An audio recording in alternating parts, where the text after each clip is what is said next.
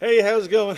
This is Bill, And Mike. and we're Hanger Rats from Fort Worth, Texas, and we're going to do some DC-3 fun facts. So hopefully Mikey can somehow fill some space in his videos, give him some content. So what we're going to talk about today is, I think it was on episode 6 maybe, when he did the history of the airplane. I'm going to throw this up there. This is in the Mikey font here. So what he said was, I thought, hey, what we'll do is we'll explain what Mikey was saying on the on as far as when the aircraft was born and what all that meant. So biggest thing is, it said our DC-3 was born January 24th, 1944. That could mean a lot of things. That could mean the day it finished production line, when they put the data plate on. They started production. It just depends on where they put the data plate in. Different manufacturers do it different. That's just the thing. It could be when. It could be the date that the Army accepted it.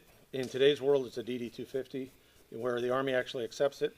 Back then, probably the tenant government representative was probably Army Air Corps, because it was an Army Air Corps plant. So it could have been that date. So it could be a bunch of dates. So January 24th, 1944. And again, Benoit, he's the guy that probably knows everything. He's got the history on it. He probably knows, but when you go into the paperwork, born on date could be the contract date. It could be the final assembly of the company when they actually put the data plate on at the end of the production line. It could be after production flight, or it could be the actual signing over the government. So that's kind of what that means. So that's actually kind of it was right around then, though. They were building, how many aircraft a day do you think they were building? I mean, DC-3s are huge. A few. How many? What do you figure? 1, 2? I don't know, 10? 15. That was a good guess. 15 freaking airplanes. I mean, it's talk about aluminum. Okay, he had, what else he had? Serial number 12253.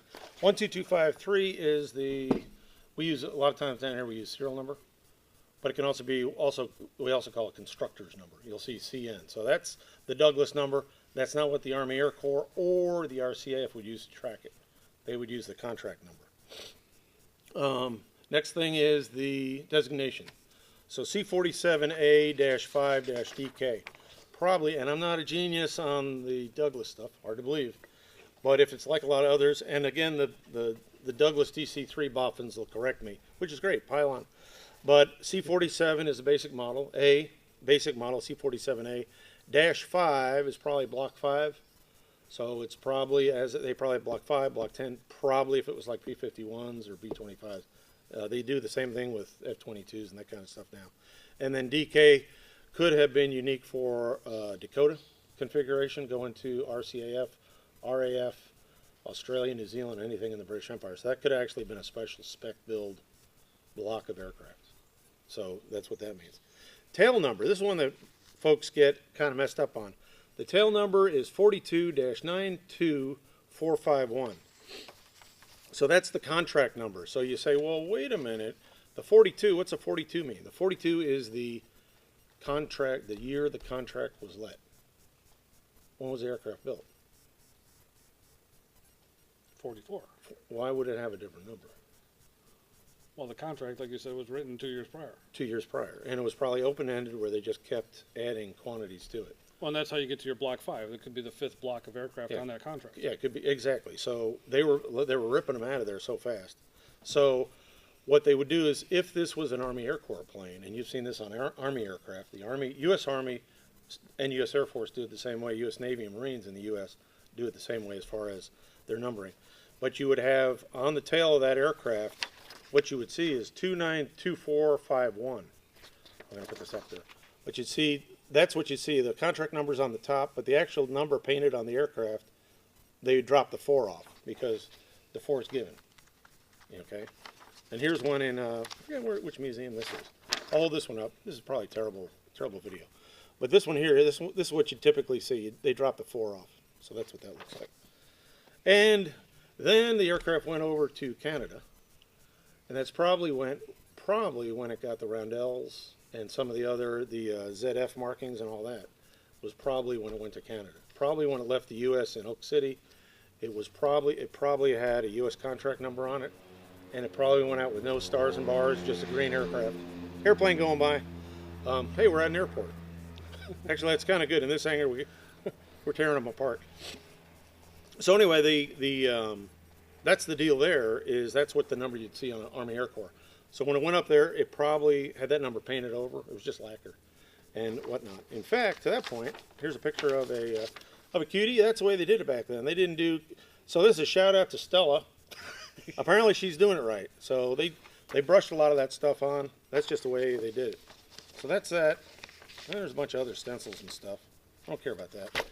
And then the most important thing is the DC-3 C-47s were built at 3 plants. One was Long Beach. What happened to the Long Beach plant? Gone. 2018, plowed. It's an industrial park. The other place was Santa Monica. So Long Beach was the original plant, I believe. Again, Douglas guys are going to beat me up. Santa Monica plant was the other plant that they built DC-3s. I think they built A-20s, a bunch of other stuff over there. Might have done Douglas dive bomber or SBDs and that kind of stuff. Santa Monica, that plant was raised in September '77. It was wiped out. The Oklahoma City plant, which is where DTD was built, they built 5,354, according to Wikipedia, over 5,000 C-47s from that plant. 13 planes a day. I'm wrong. 13 planes a day. So that means 26 engines a day coming in on rail cars, landing gears, propellers, radios, compasses, seat cushions, all that stuff. Tons of aluminum. Tons of aluminum. And that facility now is at Tinker Air Force Base Building 3001. And that same room that the DC-C-47s, pardon me, that was a government-owned, probably government-owned contractor-operated plant. Where those C-47s are coming down the line is now B-52s and KC-135s. That's a depot for the United States Air Force Logistics Center up there in Oak City. So that's, every now and then we see a 52 coming in here, or 135. Most of the time they're doing a maintenance run coming down here, because they're just up the road a couple hours. So that's how you read the registration number. I think that's all I have on that. That's it. Did you learn anything? Did you learn anything? A little bit. Okay, cool. Now, here's the question. Yes. In 13 aircraft a day, how many rivets is that bucked? Scullions. Scullions. Well, you got to remember, too, that they had engine mounts and stuff like that. Now, if it was like Fort Worth, which was Air Force Plant Number 4, where they built B-24s and B-32s, they had their own acetylene plant. They had, on the west side of that plant, it's a big rail spur. That plant is still now making F-35s. That was a B-24 plant, and then they transitioned to B-32s. So that stuff was all over this area. Huge. So anyway, that's Fun Facts. C-47 Fun Facts from the Hangar Rats. He's Mike. He's Bill. He got it right. That's it. Signing off. We'll catch you kids later.